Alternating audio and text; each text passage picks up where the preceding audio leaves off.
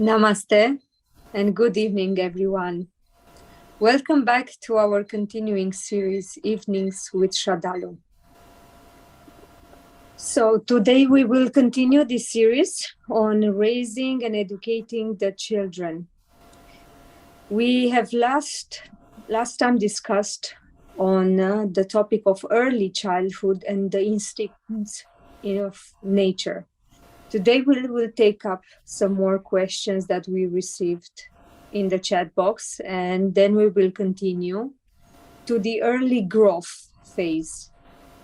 You may post your question in the chat box during our conversation, or you can send an email to our address integralstudies.in@gmail.com. I will take first Sushuma. She's asking, can you please talk about the need or lack thereof of having more than one child? Yes.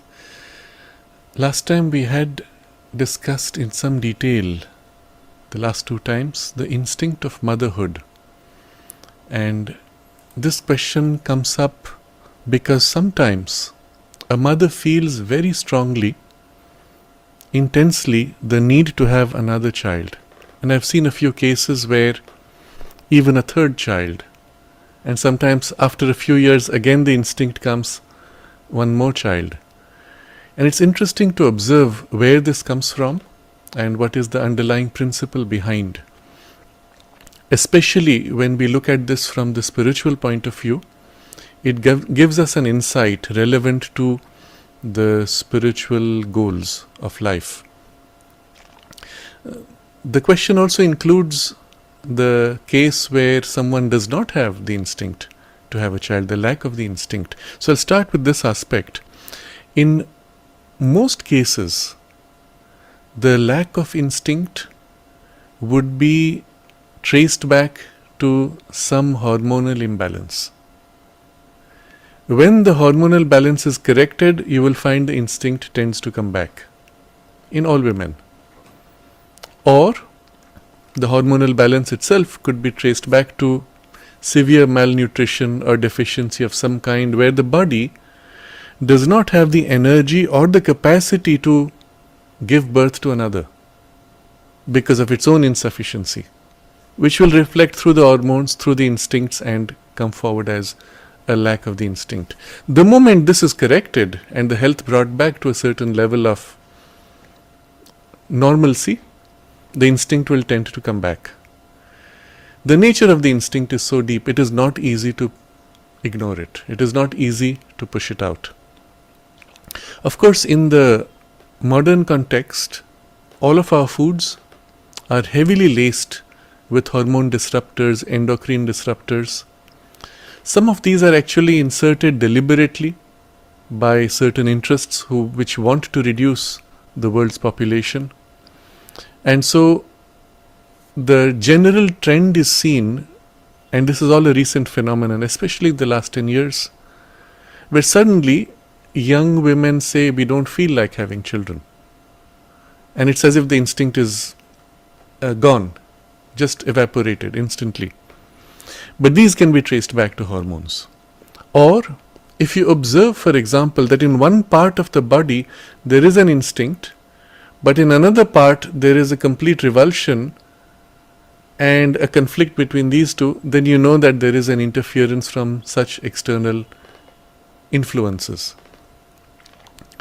In rare cases, because of the nature of the consciousness, because there is a higher goal, higher sense of purpose, complete redirection of the energies into some other creative activity, such as you are raising a business instead of raising a child, you will find that the energy of the instinct is already sufficiently diverted in a healthy form where you are giving birth, you are giving new life, not necessarily to a biological human form, but to some new creative possibility, that the biological instinct to give birth will not be present because it has been channeled into its own, let's say, psychological or higher fulfillment. This brings us to the deeper sense of the instinct itself. You will find generally when this instinct comes up, the person will have the woman will have an existing excess of energy, excess of vitality, and particularly a quality which we may call an excess of creative energy. And it is this which is at the base of the instinct to want to reproduce yourself, literally project out of you a part of you that becomes an independent person. If you go back to the deeper truth behind this, and Sri Aurobindo refers to this in one of his writings, he says that the instinct to replicate oneself, and this happens in men also, it takes a different form, the feel is different, but the instinct to replicate oneself can be had or sublimated to two further levels beyond the biological. So in the biology, it is seen even in the amoeba or a single-celled bacterium or any other cell, where you will find the cell in the microscope suddenly starts moving as if shivering or becoming restless, and then oscillates until one part of it moves more and as if breaks out. And this part now, literally from a circular shape, this part now forms a smaller unit emerging from the circular shape until they break away and separate, and then the second grows to be the same size as the other. This can happen so rapidly that it is surprising. Sometimes it feels as if in a few seconds or a few minutes. Of course, there is a prior preparation before that can take place. But exactly the same instinct, rooted from a single cell all the way to the larger organism in the biology, it feels as if a part of my body wants to project out or seeks to push out and form itself into a separate.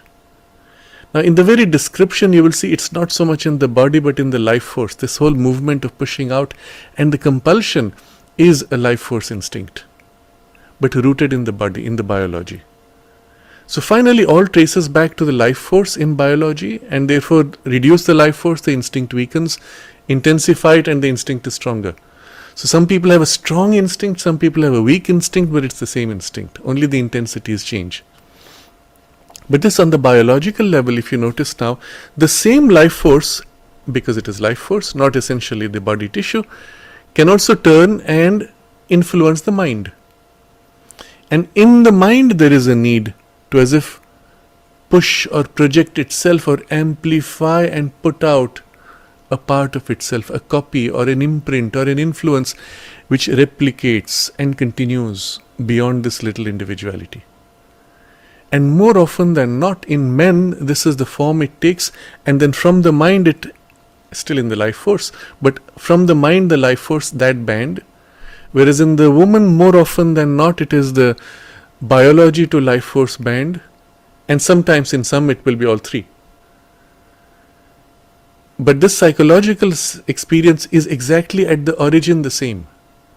And so in men, it is not so much my body wants to push, but my mind or my energy, my consciousness, my sense of continuity in the future, my identity as it continues, needs to push out.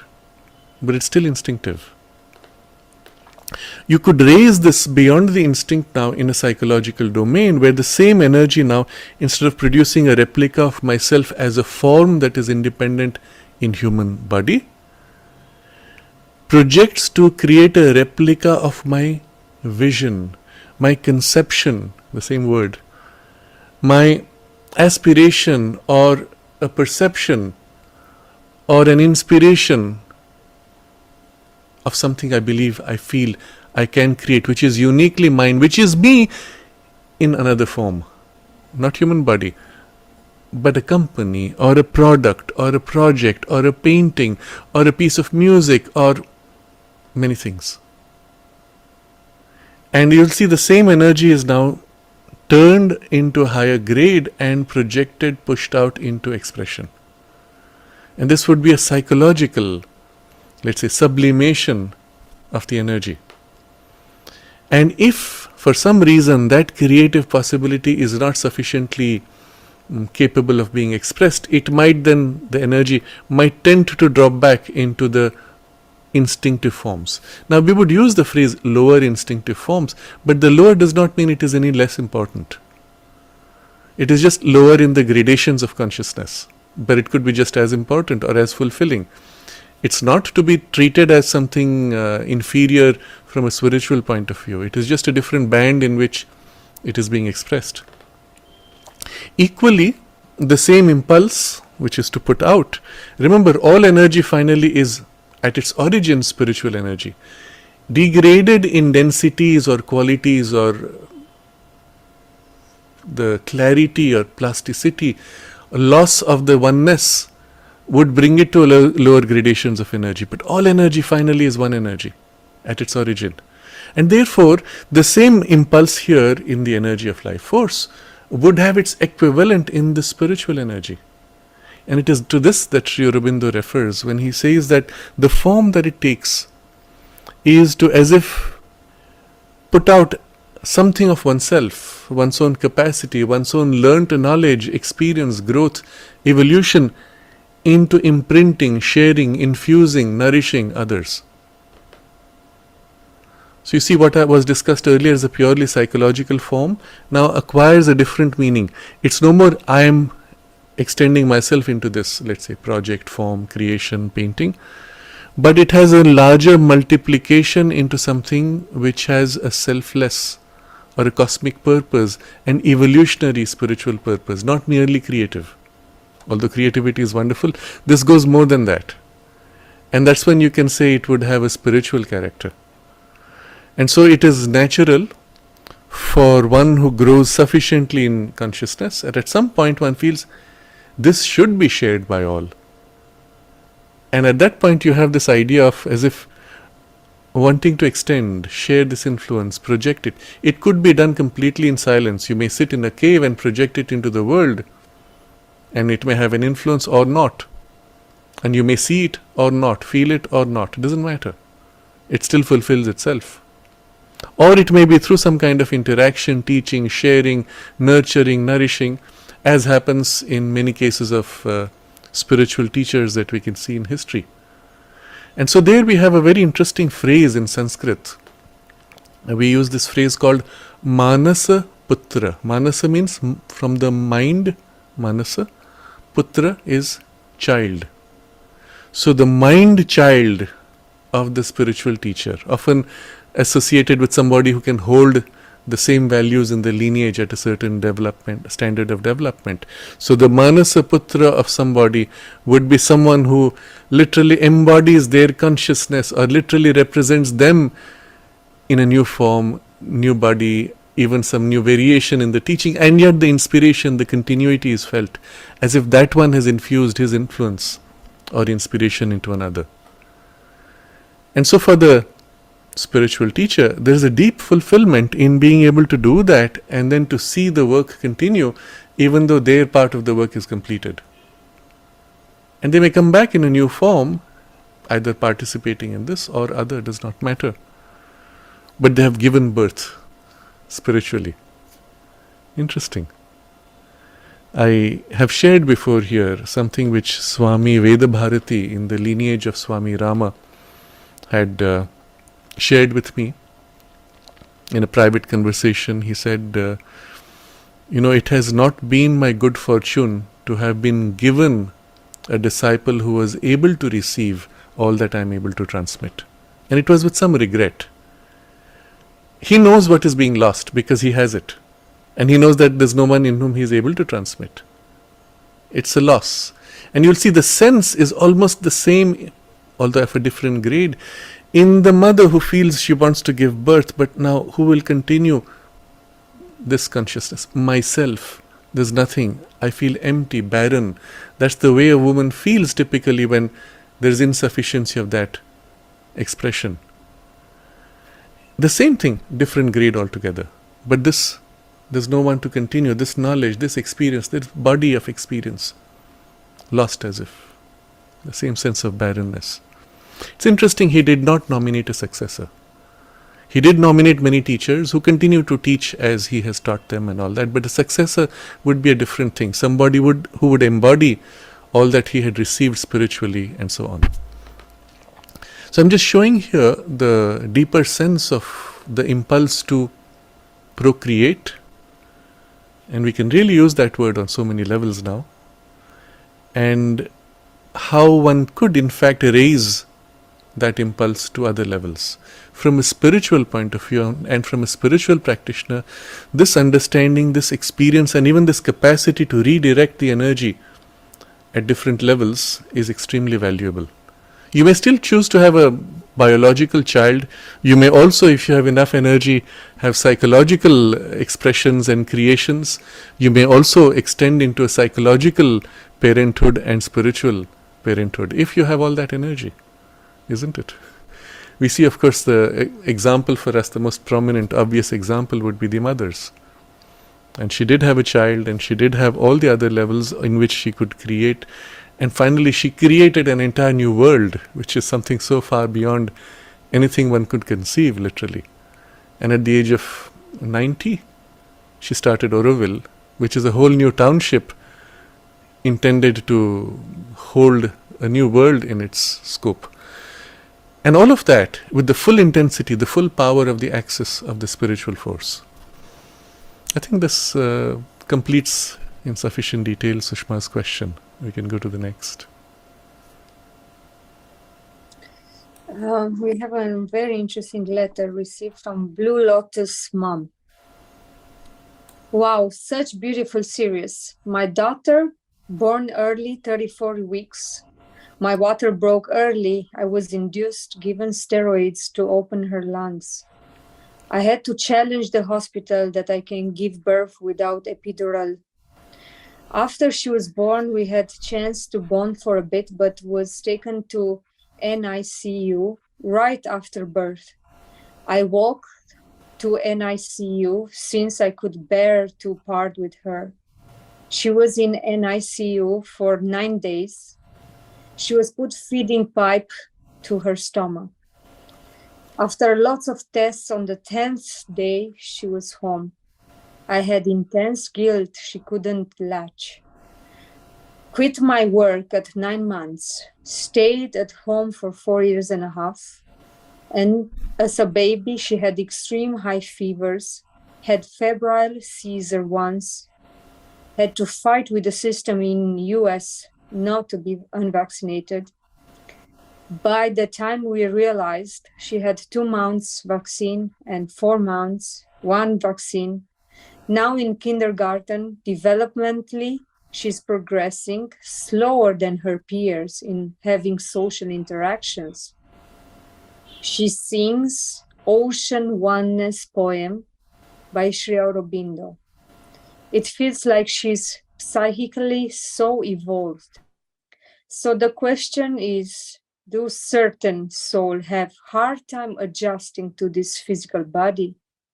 Why did she choose me as a mother? Sometimes it was too much effort for her since she came from me. It also feels like this is first time on earth. That is why she has hard time to fit in this society. I feel this intuitively. Does this make meaning? It would be wonderful if you could elaborate on these points.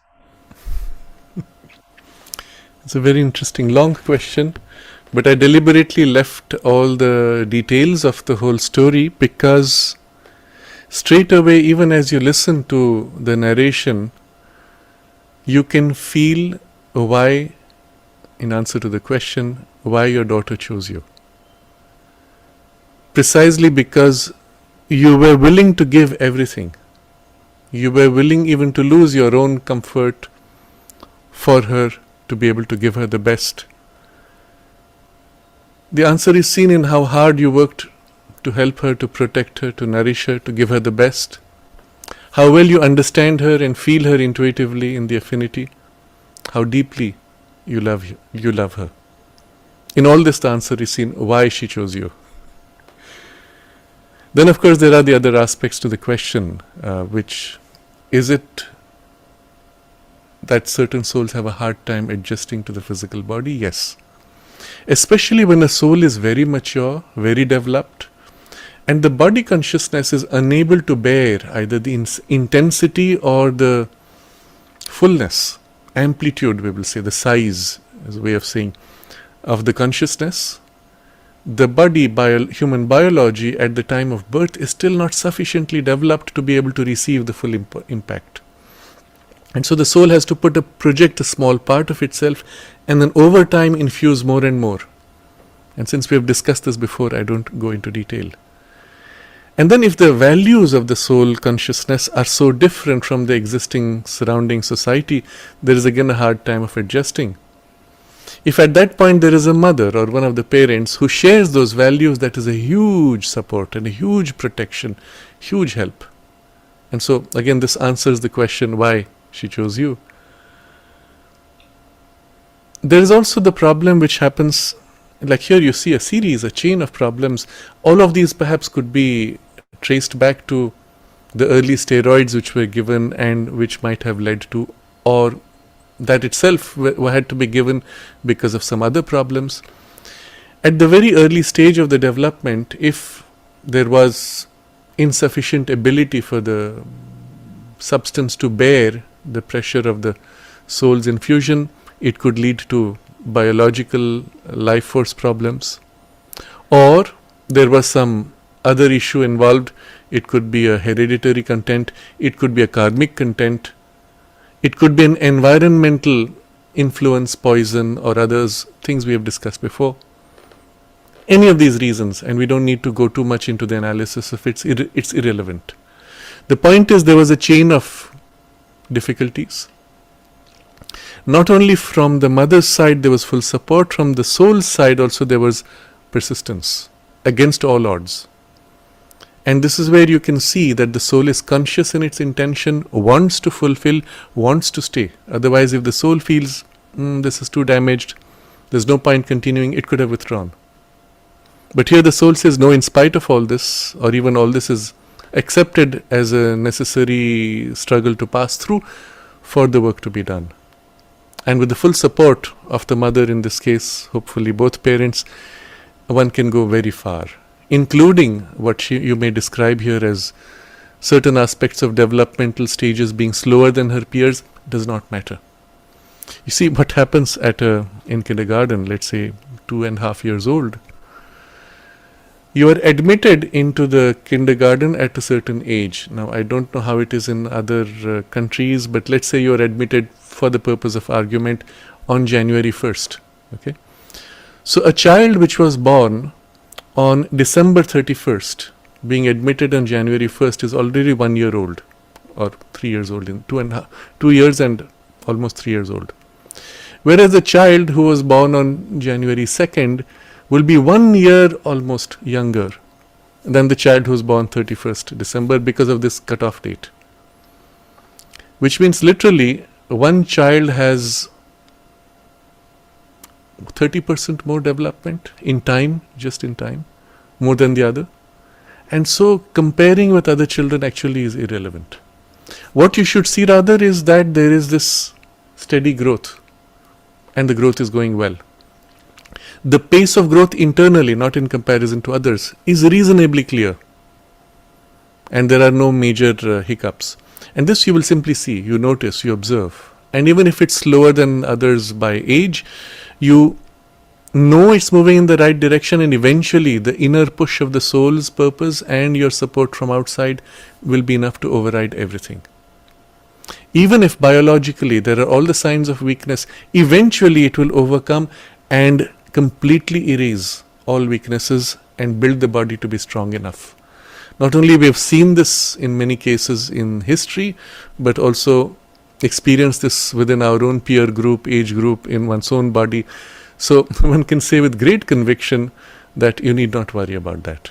Unless there's a serious defect which requires then typically a biological intervention, genetic intervention. Even there, you see, eventually if the push is strong enough, one can overcome almost everything. The other observation that Blue Lotus Mom makes is that she feels that this is her first time on earth. I would have liked to maybe ask a few questions to just verify certain trends, but there are two possibilities. One is a first time on earth as distinct from first time in a human body. So I don't know which one you mean. But there was a case, for example, in the ashram or in someone connected with the ashram, that the child had some tendencies, and the mother said it's the first human birth, and it was the first time the transition from the animal to the human. But equally, there's something else which is a first time earth birth. That means you have been elsewhere and grown elsewhere, and the elsewhere could be either a physical other planet or even a subtle, in the subtle worlds, in a kind of a developmental phase, and then taken an earth birth, which is also possible, and these things do happen. And in which case it could be also a very highly evolved soul but struggling with the human condition and human biology. But it could also be a soul which is entering the human stage of consciousness first. But it does not mean that you are not evolved. The inner evolution of the psychic being could be very high. It's only the mind content as possible in the human body has not been worked upon before or did not have the support. But the other aspects of psychic maturity can be intense more than others who have been born already for many incarnations. So both of these are possible based on her description. You do feel that she is psychically very evolved, perhaps even more conscious and mature in a certain way. I would simply say observe, and you have a wonderful opportunity to help a conscious being, a conscious soul in a passage which at first may be difficult, but having crossed the difficult phase, such a soul could grow so much and contribute so much and share so much. And you have the privilege of participating in her growth and in the process also in your own growth as you share with her. I think broadly this would cover the observations that she has made. I want to also highlight this, the way the mother chose to let go of her work, extended her home schooling, teaching, caring. These choices come almost spontaneously when you feel that total dedication to the child's growth. And from somebody from outside, it may seem like a great sacrifice, but when you are in it and the fulfillment and the joy and the support that nature provides for that, you feel it the most important thing and the most easy to do. Later, of course, many years or decades down, you'll look back and you'll say, I didn't realize how much effort it took, but at that time it was as if supported and so easy. And especially when you have the spiritual help and a deep spiritual life, the help that comes from above gives you all that you need, including the strength, the patience, the persistence, and all those things. I think this is enough we can go to the next question. Mini is writing, my second son was a very chubby child and very tall for his age. One of my neighbor passed a remark that how come he's so healthy and you are so thin? Can you imagine from that day onwards, he had loose motions and he had to be hospitalized. He lost half of his weight and became very weak. This is a perfect example of bad energy related case. Yes, we had discussed this last time, and I'd given an example of how some bodies, we use that phrase evil eye, but it's a bit strong to use that phrase. It's not always evil. It could just be somebody energetically connecting, projecting, or taking even sometimes unconsciously. And that leads to the problem in the health of the child. And this is a very good example of that. It's so obvious in this case because of the comment. And then immediately after the comment, the chain starts. There may be cases where there's no comment. The person simply looks at the child and says, oh, how sweet. And the thought, the feeling transmits, or something within reaches out and draws. A mother will feel immediately. Now, I've seen, for example, children, some adults, they play with the child and they literally as if want to draw from the child. They'll touch the cheek, pinch the cheek, and literally as if drawing something of the child's purity, innocence, freshness, energy, something. And the child will feel it and will pull away. The mother will feel it and pull the child away. If you are conscious, a lot of these things can be avoided. But in this case, perhaps it was a well-meaning neighbor, not always conscious. The comment made represented a quality of consciousness, an intrusion, and it starts the chain. Question is, what can you do to protect? We touched upon this last time, but the first thing you need to do is become conscious. And at that moment, you can actually push out consciously any such influence. In the traditional, let's say, knowledge passed down the generations, we have also sometimes ceremonies, rituals to ward off the evil eye or take out the evil eye. In my maternal language, they will say drishta, that is the sight, but wrong sight, taking it out. And there's a process that I've seen my mother do and Panditji's sister do. When he would come back from a long tour, before he entered the house, his sister would bring a plate in which they would put a lemon and some other things. There was some water and a flame, and first of all, it's like an arti done in celebration or of a great success or as a appreciation. But at the same time, they would, in taking it out, it's as if you're extracting the evil or the negative energy into the lemon and sprinkling water on the hands and feet to wash off anything, and it is taken and then kept out. Sometimes certain things are burnt as a way of releasing, and then only he was allowed to come into the house. So I saw them do that. Of course, they did it because it was a ritual traditionally, but there was some significance to it. And I have had also experience of when that is done, how one does feel a shift. I'm not suggesting you should do that all the time, but understand that there are such methods, they exist. You don't need to formally follow a protocol.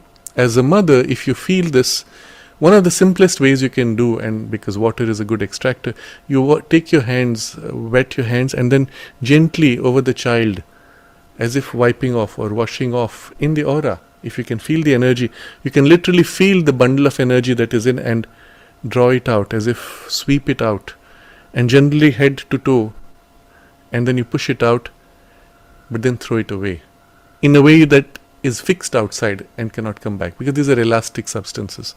So you throw it away, fix it into something.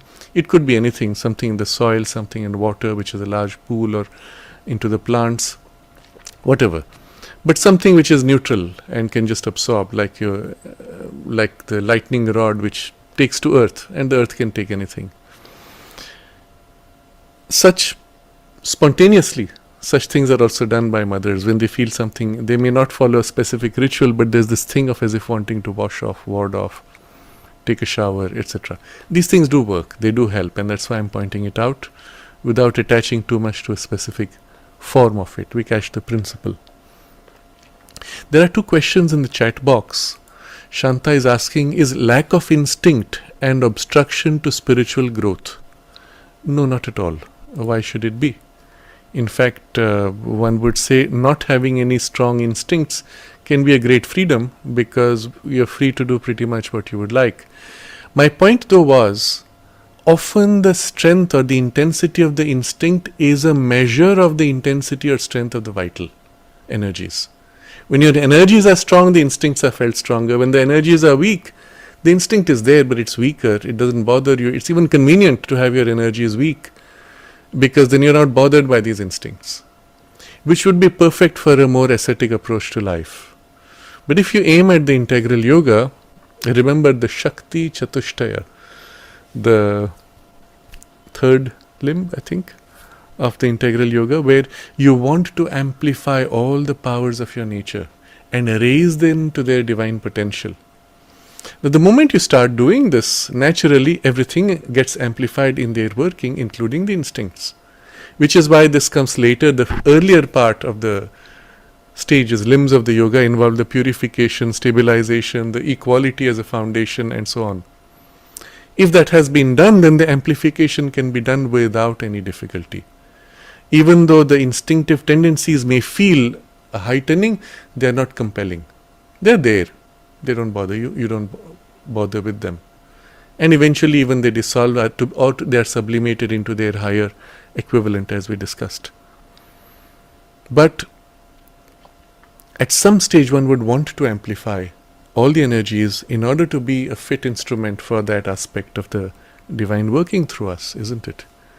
Work rather on the first few stages, limbs of the yoga, and then as this comes or as this grows parallelly with them, you will not have much difficulty. But some people naturally are drawn to the aspect of amplification of energies first, without the other base being so strong. You will tend to have problems, and then you know what you need to do to correct for it. But by itself, that's not an obstruction. It is only rather a symptom of something else, and so you need to look at the full picture. Somebody else named Nobody is writing, what about someone with no hormonal issues, just does not wish to have children as it is a massive responsibility to raise another soul and would rather raise one soul and spiritual life? Yes, why not? There's no problem with that also. But generally, what would happen, I would say, if you don't have any stronger instincts, generally it would also be a reflection, as I said, of the strength of vitality. Observe that. You will have to at some point intensify and strengthen your vitality, do it the right way, and you will not have difficulties. So there are two paths people take. Some who start with a strong vitality, with strong pulls and pushes, and work to purify and then build it, redirect it to a higher consciousness. The others who start with a weaker vitality, build the other aspects and perhaps even the purification of the base, and then build on the intensification. Eventually both get to the same from different roots. So I would simply say be conscious and then use what is required.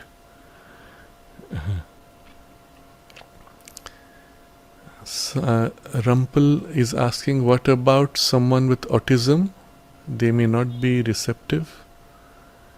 And Manali is saying the doctors instantly gave them nebulizer and inhaler.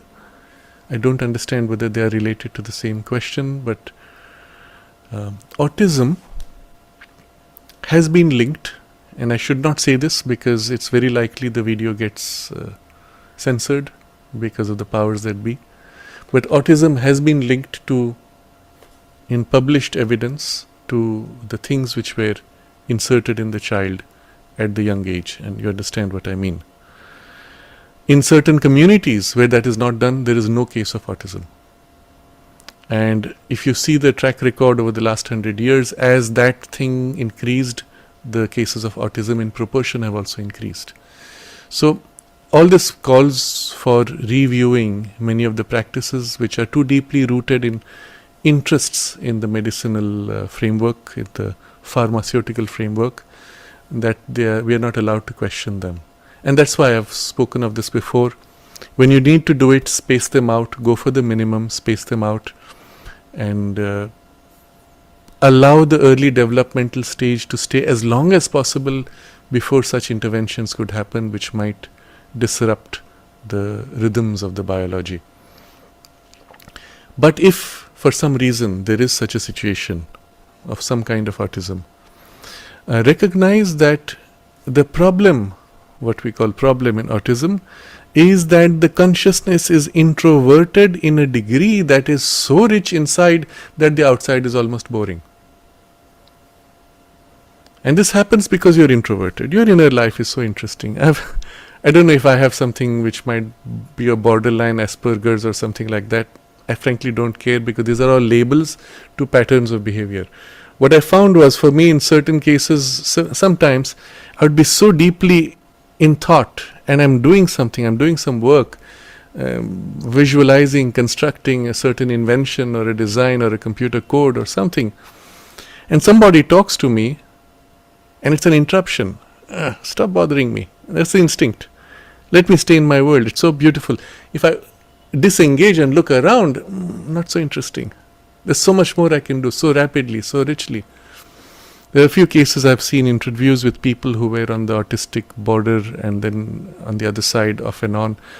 And this child describes how in childhood he would be staring and he would see how a beam of light would be reflecting, and following the reflection in this complex chain. It's a very rich experience, and he was lost in that. This is so much more interesting than engaging through the senses on this very superficial and shallow reality. Of course, all this needs to be corrected, because finally you must go beyond the shallowness and to the depth. But if one has such a thing, recognize it as a rich inner life And you must assist the child's natural turn to the outer sensory engagement and learn to bridge these two worlds. First, by respecting that inner life and then linking it to the outer, and then providing the link points which are natural to the child's interests, and then amplifying and developing. It can be done easily. It just needs a deeper understanding and some skill in guiding this process. What you will end up though is, in the inner life, a child who is, let's say, more conscious of ideas and thoughts or rich inner experience will also naturally develop a greater maturity of the inner life.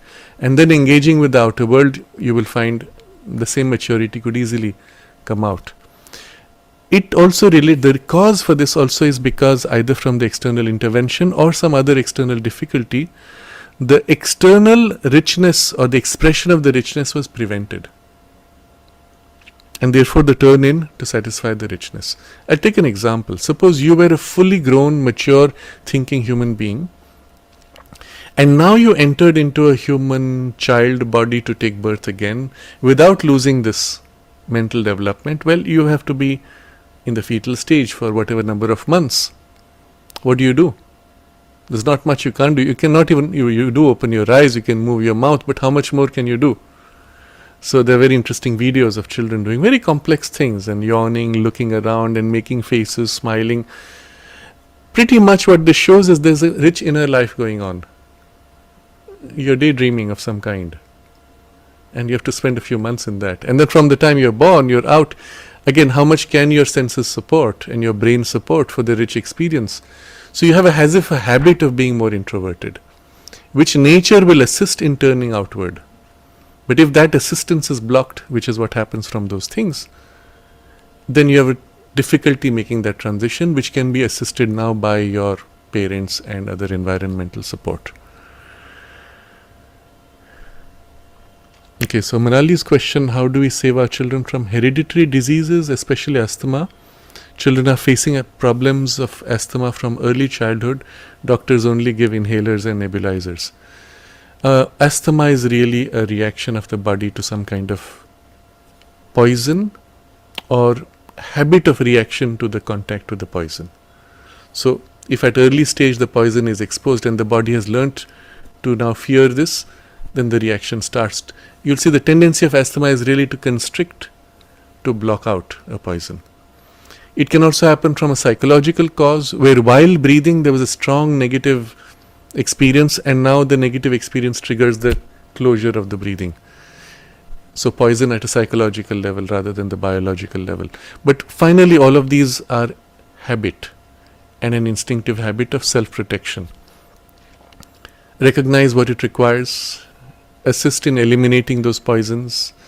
So much now in certain cities, the level of, you see the error, the trick the pharma, government, media plays. They will tell you particulate matter in the air is now so high. Particulate matter is not the problem. Poisons are the problem, and they tell you nothing about the poisons. You can have very low particulate matter and still the air can be poisonous. You can have high particulate matter, as when, for example, someone is doing a havan, huge particulate matter, and they'll say that is pollution. No, it's not. This is not poisonous air. So recognize the distinction with poison. Find out what the poisons are. Sometimes these poisons could also be from the cloth used in the house, in the sofa set on which the child is sitting, which is coated with a chemical which is a fire retardant, which is an endocrine disruptor and hormone disruptor and a poison. It's so terrible. The clothes you put on them, the foods they eat, and so on. But all of these can be corrected. There was, for a long time in the ashram, somebody was using a particular leaf which is given, and I know of many cases where the asthma late into age 10, 11, 12, they had to take that leaf 3 days with complete abstinence of food before taking the leaf, and you lost all sense of salty taste and you had to struggle with thirst, but you're not supposed to drink water for 3 hours after taking that leaf, and after 3 days all symptoms of the asthma went. I know because I tried this with a few people who had a problem, and in 80% of the cases it was a complete cure, just like that in 3 days. So there are such solutions also which exist, do find out and try it out, but always go back to root causes. So Revati is asking about introducing her child to inner cultivation practices such as meditation. A lot depends on the age of the child and how you introduce corresponding to various ages. But I will take this up in greater detail at a future discussion, so I won't touch upon it now. We can come back to the question, the overall theme, which was based on Nitin's original question, which was how to raise a child when you know that you know nothing and you're yourself starting on a conscious evolution. Over the last 2 sessions, and this is the third now, we have covered quite a bit of this. In the episode 148, it was on pregnancy and childbirth. In the previous episode, it was the early childhood, where we discussed the instinct within you that nature has infused, which naturally guides you. And we discussed the various forms in which that instinct works, and the need to protect from influences, and the human body itself as a symbol of the divine potential, and therefore we need to approach it differently. So we'll continue from that part of the discussion. For those who have not yet seen those two, do watch this. This will make much more sense because we build upon things already discussed. In the discussion now, we will touch upon the early growth, and I'm highlighting the word growth, whereas the last time it was early childhood. What is it that makes for the growth? What can you do to assist the growth or amplify the growth? And especially the word early here represents, let's say, the first 3 years generally. But what we will discuss as principles might extend much longer. It may go into 6 years, 10 years, 12 years even, or even for lifetimes, because they would be such essential principles. But I'm going to focus with examples on the first few years generally, and once you understand the principle, you can extend it naturally. The first thing you notice, continuing from last time, in the mother, there is a deep-rooted instinct. And we have seen how much we can trust that instinct. You see, the natural form it takes in relation to her child is to want to hold her child. So there's the contact of the touch. Then there is the urge to hug, the contact to protect, surround, embrace, infuse. Then there is the communication. As the child begins to open eyes, you make contact with eyes. The child begins to move, you make contact with touch. The child listens to sounds, makes sounds, you respond, and there is a whole communication which builds on this. As the child grows further and the communication can become more complex, you want to show, look at this, look at that, see, this is interesting, here's something different. And you enjoy the child appreciating the differences of experience, the novelty and the surprise. And then as that further develops, you are ready to start explaining, because the child is curious and you are fulfilling the curiosity now with explanations. So here is already a whole sequence. If you look very carefully, everything is already set in this. So very deeply embedded within you is the urge to play with the child in an interaction, and then increasingly as he grows older, in an exchange. And it's just a degree, it's a stage in the development of the interaction. I once had this very interesting discussion from Kirit Joshi. He is one of those very brilliant educators. He shared how at some point he was, of course, mother had given him the role to be registrar of the school. But at some point, I think it was just before he was registrar, she had given him certain classes to take. And then she sent him to take classes with very little children, kindergarten stage almost. And he said here was this brilliant intellect who could have done so much in teaching, and yet he was sent to this. And as he was narrating, he said, so I began to play with them, hide and seek, throw ball, catch ball, and then he described a few things, and then he looked at me, and then it was almost like a transmission. Ah, yes, these are the games that the psychic being appreciates. He did not speak words. I still recall, because later I was thinking, how did I know this? He did not say it, but I knew what he meant. And you notice this is very interesting in the child's most interesting games at the very young age. It's a kind of a hide and seek. So you see parents or relatives do this with the child. They'll cover their face and then suddenly open. Ooh, ooh, surprise. Now I'm hidden. Now you can't see me. Surprise. And the child, interestingly, also has similar games of hiding and then looking. Hiding, peeking over the shoulder. Who is this person? Oh, I don't want to meet, but I'm curious. Oh. And as if pretending that if I don't look at you, you can't look at me. But when I look at you just like that, I'm seeing you, but you can't see me still. So if you know how to play the game, you pretend not to see the child. Allow him the comfort of staring at you without feeling shy. And then after a while, the shyness goes away and the child will, on his own, either be comfortable or begin to engage with you. At which point you can respond. So there's a very subtle game here, which interestingly, if you look at the nature of the psychic being entering life, is really at the core of the whole life experience, isn't it? That you take birth in a totally new personality, nobody knows you. You meet faces with totally new personalities, you don't know them. And yet when you meet them, you do know them. But who are you really? Perhaps we met before. And it's a game of hide and seek. Knowledge itself, growth of knowledge, is hide and seek. Everything was hidden, and now you discover knowledge and the joy of the discovery. This represents itself in slightly older children in the actual game of physically hiding and physically seeking and the physically finding. You see, there are three qualities or three kinds of joy here. The joy of hiding. How well can we hide? What are the places we could hide that no one would think of? Just the joy of looking for a place. You've never looked at the world like this in terms of hiding places. On the other side, everyone is hidden, but everyone's waiting to be found. And the joy of looking, anticipating. Where do you think they could have hidden? That's too obvious. I won't even try there. I'll go to the less obvious. The seeking is the second kind of joy. And oh, not here. There's anticipation and then disappointment. Anticipation, disappointment. Anticipation, surprise, joy. But even in the disappointment, there's a joy. Interesting. So the joy of hiding, the joy of seeking, and the joy of discovering.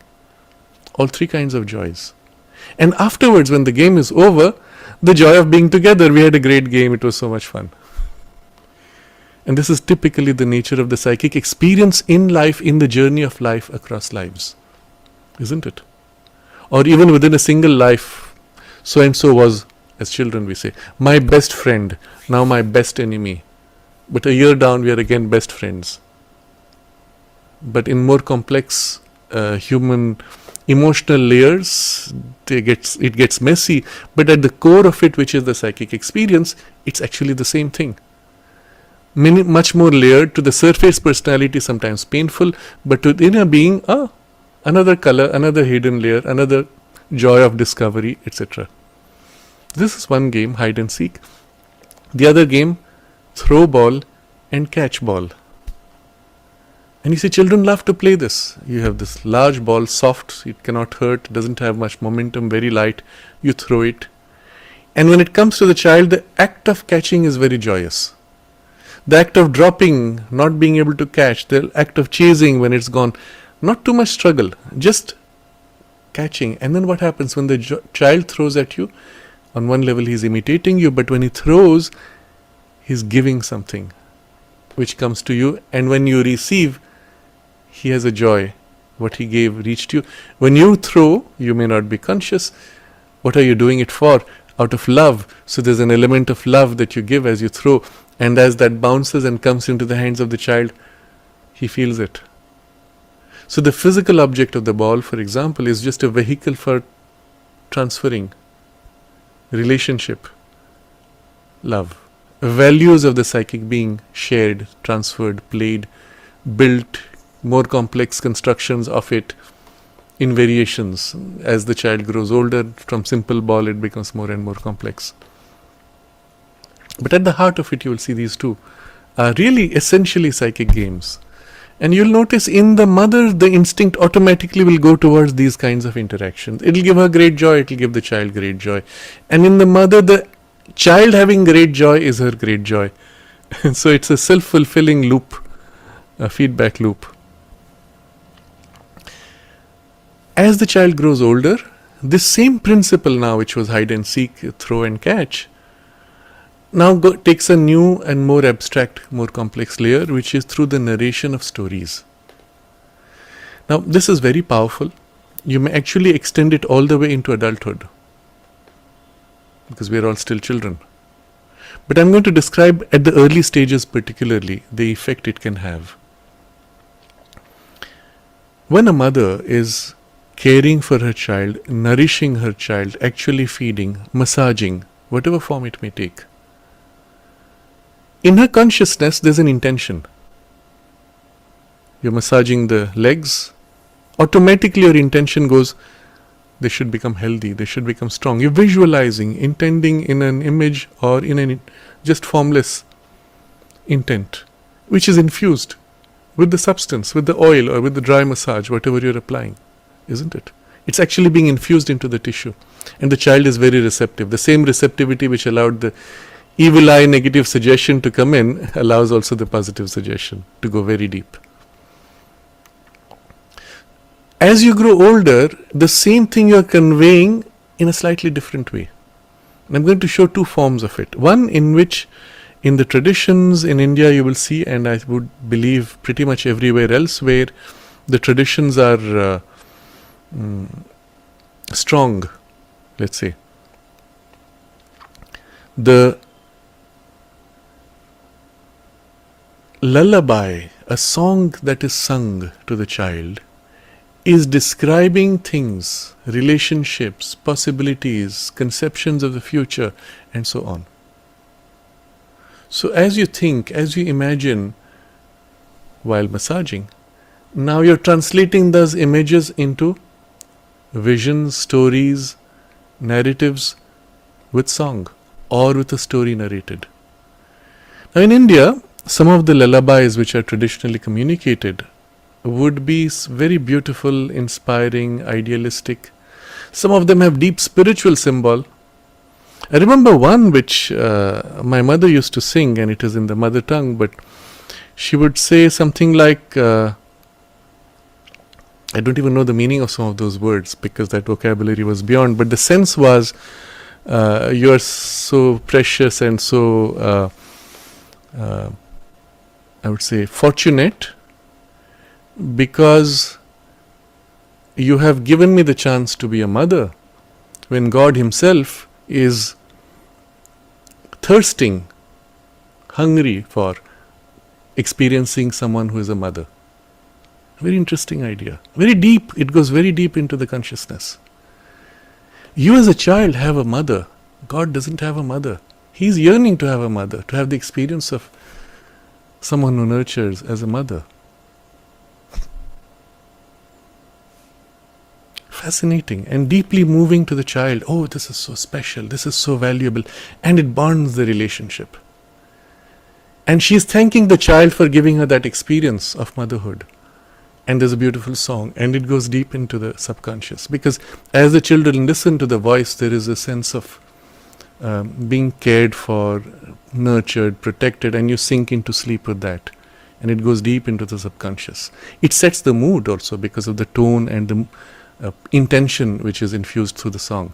So the songs, especially the lullabies, if they bring in deeper soul values, can go very deep in shaping and forming the overall turn of the personality. I'm giving this phrase, deeply formative values. They form you, the values form you, shape you, and they bond deeply in the heart. They raise the love of in the heart to their highest refinement. And interestingly, you will find there is a tendency for this even while the child is in the womb. The mother wants to turn to her child and share something. And depending on what is her mood, she may actually express it in thought or in words or in song, which then grows through post-birth and all the way into adult life, taking different forms. But it's the same principle, the same intention of what is infused. And it doesn't matter whether you can sing well. You will end up singing well because it's a song that comes from the heart and from the love. So I wish, and I had wanted at one point to try if we could have compiled some of these highly elevating, inspiring lullabies which have belonged in our tradition, which are pretty much all gone, to be replaced by film songs. Some of them can be genuinely sweet and fine, but not always the best for the soul values, but still something. The same thing becomes more mental from the lullaby, which is more emotional and heart connected, becomes more mental in the narration of stories. If you go into a lineage or a family which is more turned to heroism and courage, as in the Kshatriya lineages, they will tell you stories of heroism and greatness, of courage, of self-sacrifice for a high ideal. And the child is as if said, see this is such a great ideal. And it forms. Or in a different lineage which is more knowledge oriented, it will be, oh, what a great knowledge and how worthy one becomes, and those stories. Or some skill or some achievement or exercise of expressing in form, in matter, or an experience of self-giving, of love, of service, of devotion, of the experience of sacredness, and all these stories of various kinds can be narrated, and which go very deep. Sometimes they're so formative that the child will, at a certain time when they go through difficulties, they will catch the example of the story and say, I will be like that. And it gives you the strength. So you have heard, it's one of the painful stories for children, how this young child Prahlad goes through struggles because his father is against the divine and is an asura who criticizes the divine, puts him through great struggle and distress. But he holds in his faith firm. So the child going through a difficulty in life holds firm in faith like Prahlad and draws from that example. This actually goes straight down to one of the principles we have already touched upon of how children learn. First, they are driven by an insatiable curiosity, and second, hero worship. And the stories create these examples of hero worship that you draw on by identification. Or the deeper truth is, as you listen to them, it evokes something within you which was already there and it resonates. But now externally, a link forms, and from within the resonance is drawn out, and now it becomes active in your surface personality. So in a more materialistic societies, materialistic science-based teaching, they'll say, you taught. The truth is, you evoked what was already there. Because you could give a spectrum of 10 different values of stories. Which one does the child most resonate with? The ones which are most ready and waiting to emerge, isn't it? So it was not so much what you said, but the opportunities you created for that experience to come forward. And then that thing came and now settled in the surface. And so all these would be very powerful shaping, because also there's an infusion from your side of an intent which assists in supporting. You recall, I think we mentioned this last time, the example mother gave of those children who had the face, literally the appearance of the person, the paintings that the mother was looking at during pregnancy. You're literally shaping, not just biologically but also psychologically, and perhaps even certain tendencies of the spiritual consciousness. Now this is important because you will see Sri Aurobindo highlights how within us, in one of his letters, he says, the psychic being is already the bhakta and the yogi. Every child is a born bhakta, devotee, and a yogi. And the problem, he says, is the outward turn given by education or past habits, which block this. And so the initial phase of the yoga literally has to dissolve these false formations to allow the inner psychic bhakta and the yogi to come forward and influence the outer and lead the outer personality. So what we have in the education as well as in the cinema, media, false values often now carried by the parents because they don't know better. They're repeating what they received in the false education. All these are pushing the child to turn outward and not to refer to this, which is already the bhakta and the yogi. And this strong outward turn, which prevents you even from turning within to introspect and feel what's right or what you already know, covers quickly and then eventually so thickly that you are completely lost. And therefore, any attempt or anything which nourishes, supports and draws out from within and teaches the child to refer to what is already known within would counter, neutralize that. But such a child would also struggle more because now your society is so superficial and you are going by different values, you'll have difficulty in adjusting. But that is worth it. You would rather not be a well-adjusted child living in a society that is sick. You've adjusted to sickness, not worth it. Because eventually you will have to unlearn. And that is far more difficult at a later life. It's better to learn from the beginning in a true way and then continue to grow even though there is a difficulty of adjustment. And if enough of us can begin to do that and work together, then between us we form little islands where we live those deeper and higher values. That's what the mother tried here in the ashram. When the children came with the parents, she wanted to assist in creating this new humanity in a space where they were not damaged or distorted or malformed by a sick society.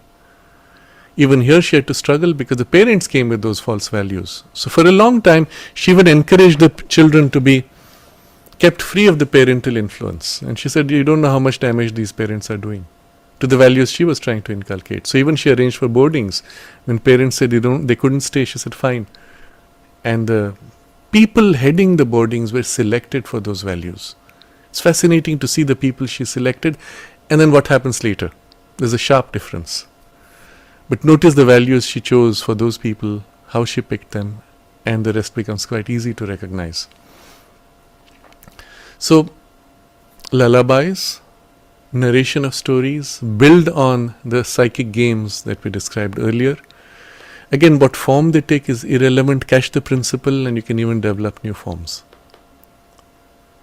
In all this, in the automatic identification that a mother has with the child, there is the sense of growth she feels as the child grows.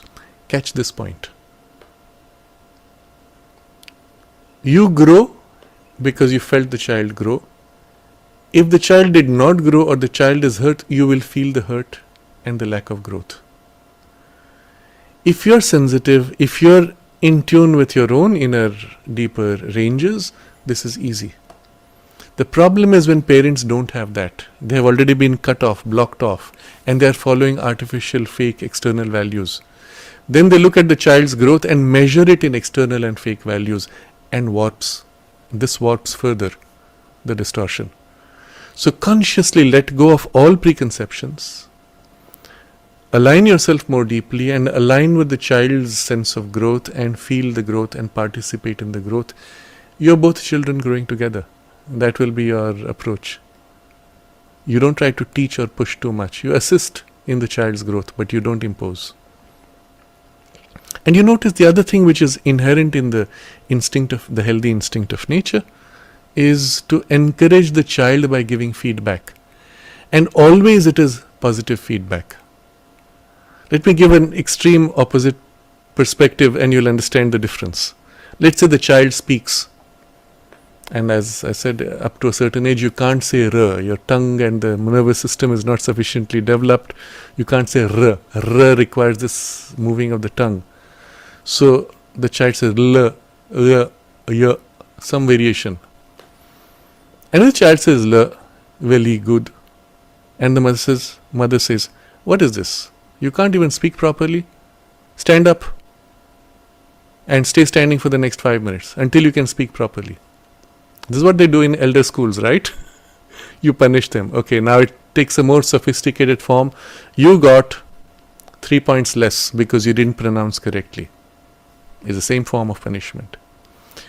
Some places you didn't pronounce properly, you go at the back, you are no good. They'll say openly, you will not be successful in life because you could not pronounce the sound R. You see, I'm taking the same behavior that is normally used in school as a way of motivating the children negatively. You apply this at that early age and you see how ridiculous it is.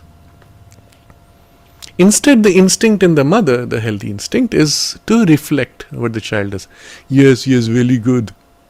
The child hears this, distinguishes from the very, and recognizes a gap and makes the correction. You're giving feedback positively, always encouraging. You never say no, you never say bad, except in something which was dangerous, and the child catches immediately. So I remember child wanting to approach and touch electric plug, and the mother quickly comes, and the stress on the mother's face, the child notices, this is danger. It won't do it again. You don't need to punish, you don't need to shout, you don't need to scold. If the child is still curious, why is this? And that depends on the temperament. The child may say, but why are you preventing me? This is so interesting now. This becomes more interesting because you're saying it's dangerous. What is the dangerous thing? Then you need to nourish that interest differently. Then you need to explain, you need to indicate. And that won't happen at the early stage of the growth. So not the stage we're talking at. That will happen later when the mind begins to come active. Then it wants to question why. Early stage, the child blindly accepts. Danger, that's it. No repetition. Never again it will happen. You don't need to shout or scold. Just the sense of your body language is enough to convey. Especially if the bond has been built with affection and in the way we have described in a healthy way, you don't need anything else. And so, keeping this in mind, be very careful not to infuse false values, false desires. And the whole problem really boils down to what is it? How do you know what is false? And you can't know when you're living the false values, isn't it? You can only know when you live something deeper against which that is felt as false. But observe others. Learn from them what not to do. And that's one of the best ways to learn. One of the commonest things we do, children may have preferences, likes, dislikes, but they do not have, at that age at least, strong desires. They may have strong likes, strong dislikes, but they are not strong desires in themselves. And so observe the tendencies. You could, because the child is now soaking up your consciousness, you could be an example of a strong desire which the child catches now and internalizes. So this example that I heard recently from a mother who said, the father would tell this 3-year-old child, let's go and have ice cream.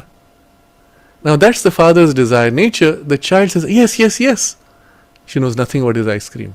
She's catching the same mood and associating that and replicating that energy of the craving desire. Interesting. Notice, observe, and you'll be able to correct it. So, coming back to Nitin's question about you're yourself starting, you don't know, you know that you know nothing, well, start with this. You know nothing here on the surface, but deep down within you, you already know what's right, against which what is wrong will feel wrong. Trust that. Observe others, learn from them. Especially do not accept blindly the example coming through the media, through textbooks today, which are highly corrupting also as influences. Be careful. In the instincts of the child at this age also, you have certain aversions to food. One of the commonest aversions, and you're taught this, children don't like vegetables, they don't like green leaves. Not true. The problem is they can smell the chemicals which have been sprayed on those vegetables. And it is to that they have an aversion. And especially with green leaves, which are heavily sprayed to prevent them from being eaten by pests. The child's nose can smell those pesticides. And when the food comes, it pains, literally, the body pains with that smell. And then obviously there's a shrinking. So it is not an aversion to the food, it is an aversion to the poison in the food. If you can, make a correction. And you'll find most of these problems will go away. But you can, of course, which is what happens, force the children. In so doing, you're also compelling First of all, a revolt, which is one side. The other is compelling and overriding of the instinct. They learn to distrust.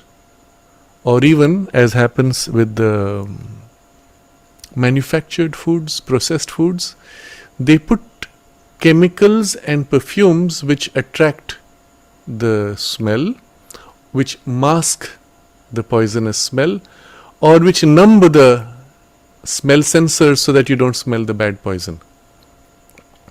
And this is typically the case with baby food. So with the baby food, there's an attractive component which is even addictive.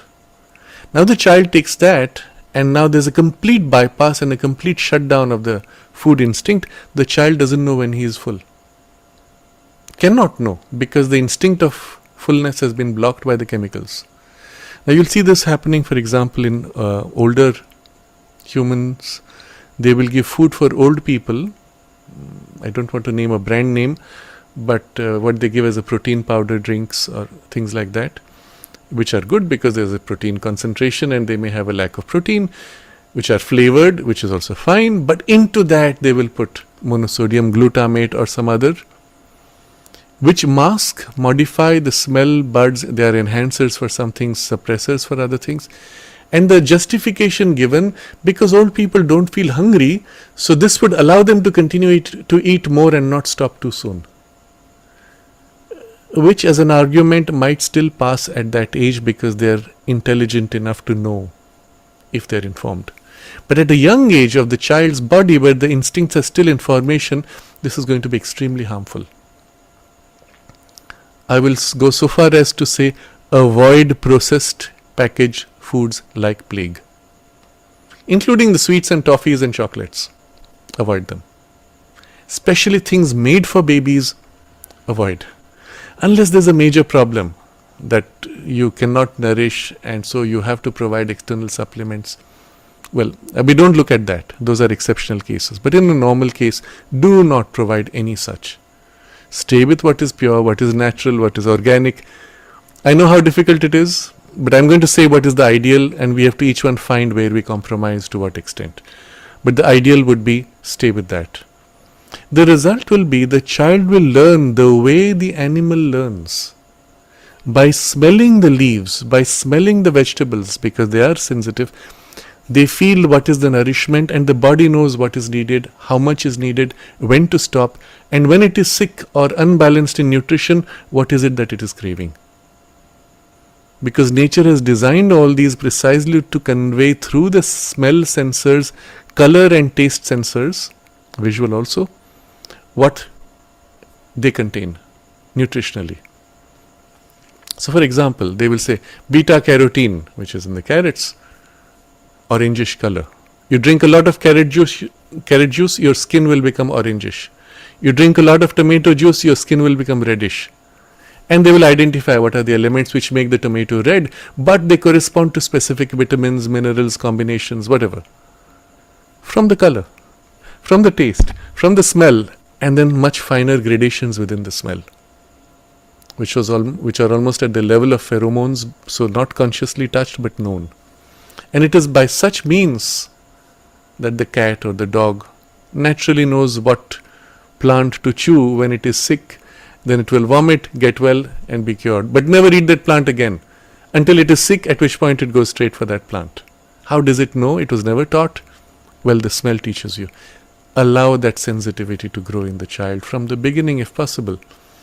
Again, I'm saying I know how difficult it is. Understand the principle. Find the balance as you can. Effectively, you notice the first few years, inevitably, without a choice, you are homeschooling the child. As they grow older, there's a balance of how much homeschooling, how much group schooling. I'm avoiding the word public schooling because that has a different meaning. Group schooling, where other children come and you interact with other children. Now, in a farming community, this would happen automatically. In fact, it is almost normal in such communities closely spaced that today I'm going to be very busy with this work, so I'll leave my child with my neighbor and they play. They learn to build relationships. They learn to be nice or not nice, and then consequences, and build healthy interactions. Momentarily, short durations, and then bit by bit more and more. until there is a need for more formal interactions, at which point they will be craving it, and then you know that they need it. If you don't do that, when they need it, they don't have a solid reference. They don't know what is normal. They don't know what is healthy. They don't know how to relate to others. And you can go quite far in your age. I've seen adults, 20s, 30s, 40s, 50s, who never learnt what it's like to have a healthy relationship with others. And it's as if they have to go back, start from first foundations. Unfortunately today, because we have what we call nuclear families, one child, you never learn it. Because you don't have another sibling with whom to interact. It was very different when you used to have 2, 3, 4, sometimes 5 children. And you always were a family, so you learnt all this. And you learnt also to manage the hierarchies of age and development and all that.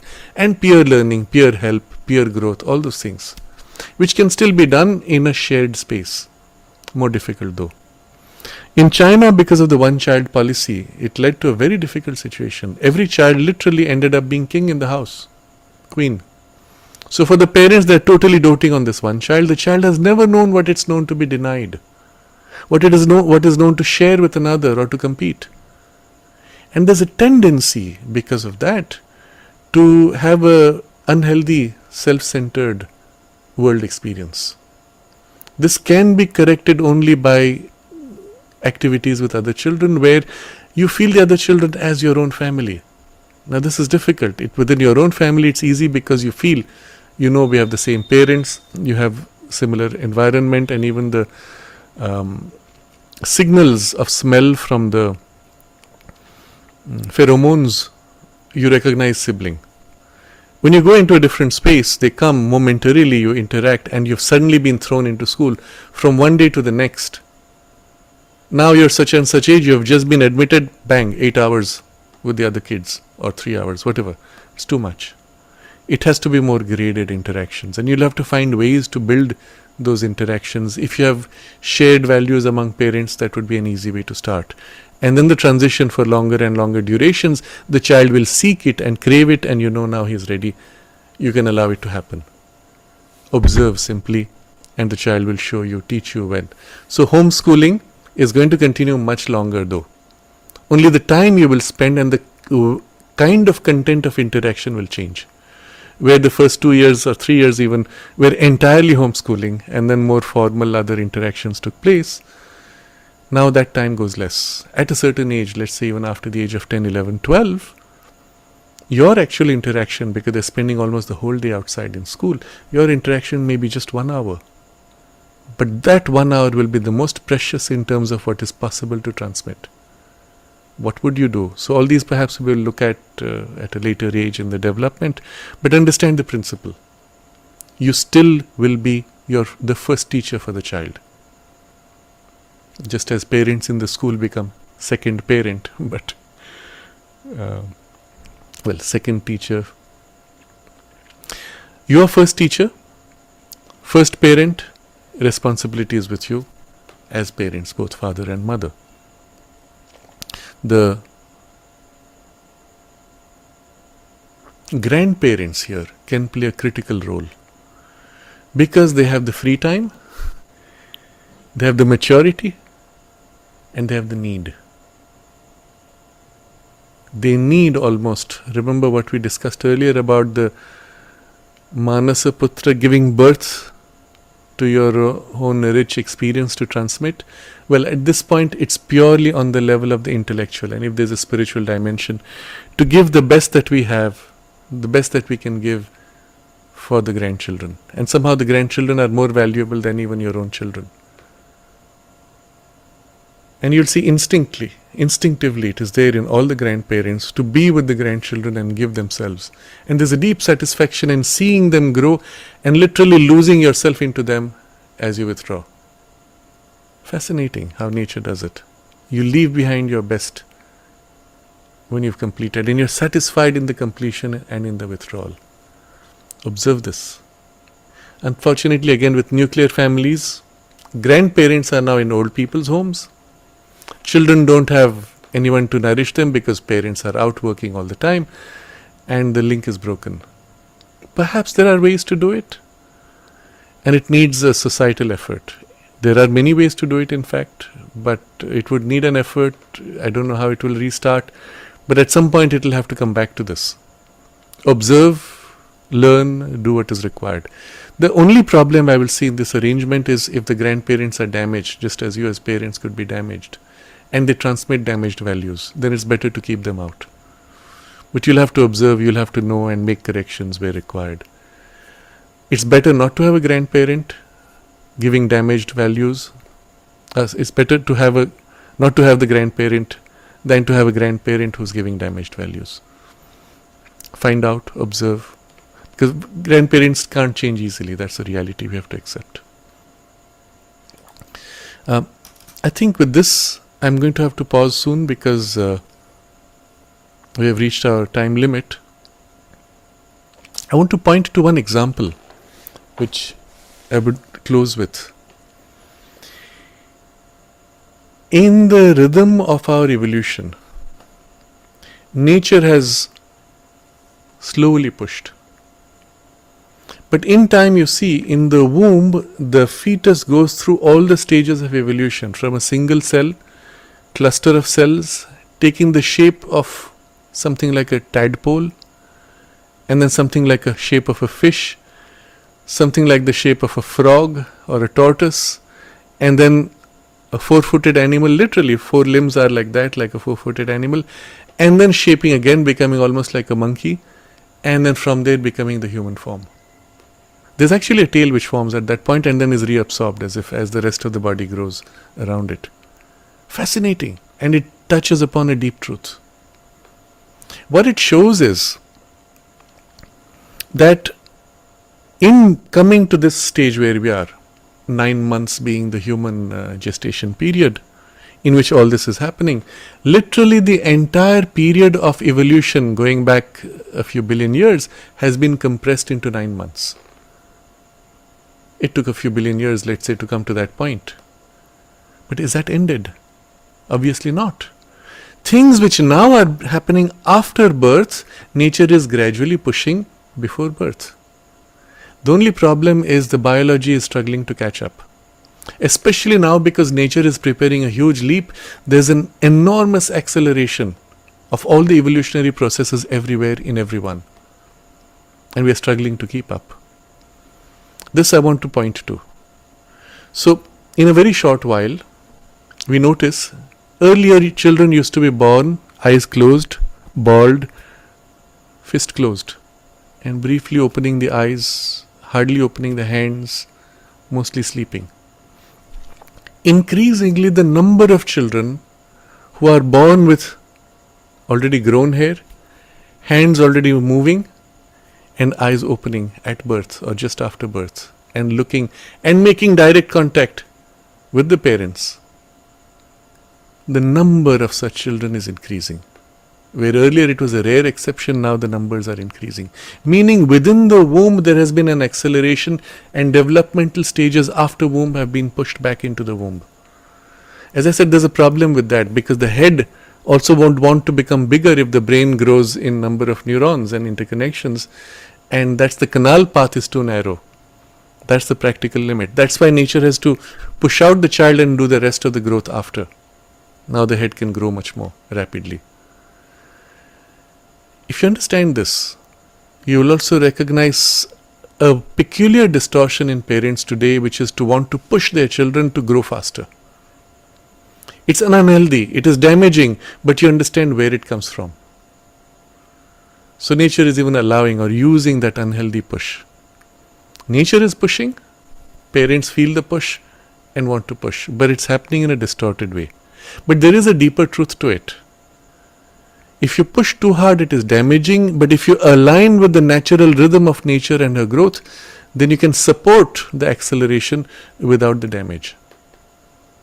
I want to show here a very interesting video. I'll take a quick moment to look at this. And here we go. This is a child which is just born, 20 minutes after birth. It is in Brazil.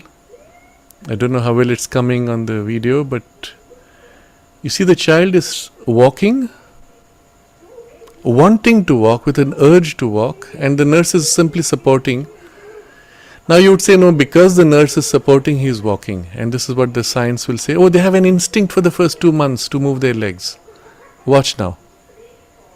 She puts him back, and immediately he wants to get up and starts pushing forward. Gets up and wants to walk. He decides, he supports himself on the nurse's arm. He supports himself on the nurse's arm to as if get up and starts pushing with his legs to want to walk. Now, not all children do that. And if your child doesn't do that, it's not a problem. It's not a developmental issue. I'm just showing the impulse of nature to want to push, to accelerate. And I'm seeing this more and more in children, a tendency to want to somehow do it faster, grow up faster. And it's not coming from the parents. It's coming from something within. Not all children, not equally. So don't worry if your child doesn't have it. It's not a problem. But when it has, you must know how to support and not harmfully. You will find literature, medical advice given to you. Do not hold a child while walking. Do not hold the hands up to get him to walk. You're preventing him from learning to use his arms to balance. You're preventing him from learning instinctively the nature of the balance. And that would be the mistake. If you say, oh, I'm going to make my child walk faster than that child, I'll hold him, you've interfered.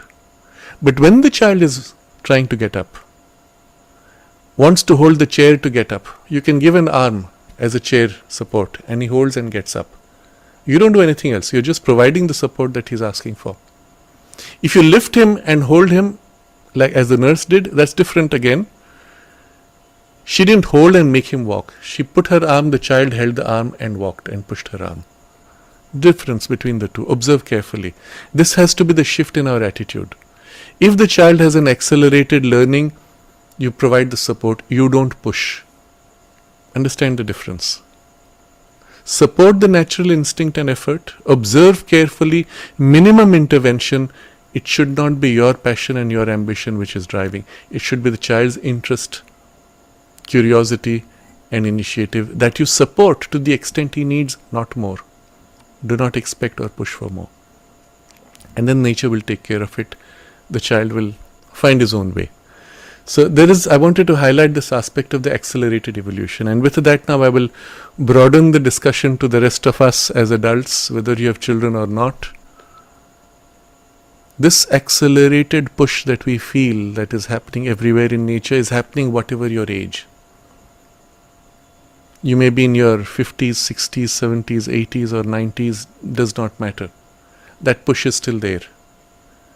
Observe within you the natural turn of your curiosity.